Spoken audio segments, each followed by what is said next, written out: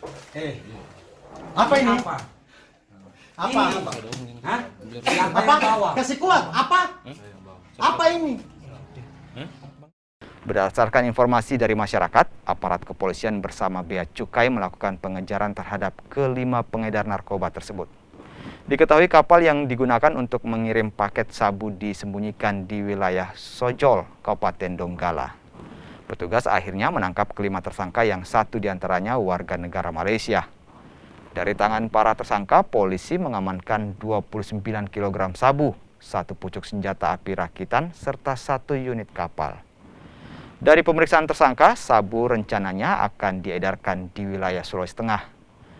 Kelimanya kini diamankan di Mapolda Sulawesi Tengah dan terancam hukuman mati berdasarkan Undang-Undang Narkotika. Subdit 3 ya, dari Direktorat Narkoba Polda Sulteng bekerja sama teman-teman dari Bea Cukai, hasilnya seperti ini. Kebetulan kita menangkap 4 orang dan 1 orangnya warga negara asing, warga negara Malaysia. Berarti jaringan ini adalah jaringan internasional yang tertangkap di sini. Barang buktinya kurang lebih 29 kilo. Kira-kira 29 paket ini kira-kira 9 kilo lah ya teman-teman ya. Bersih kotornya kita lebih lihat sendiri.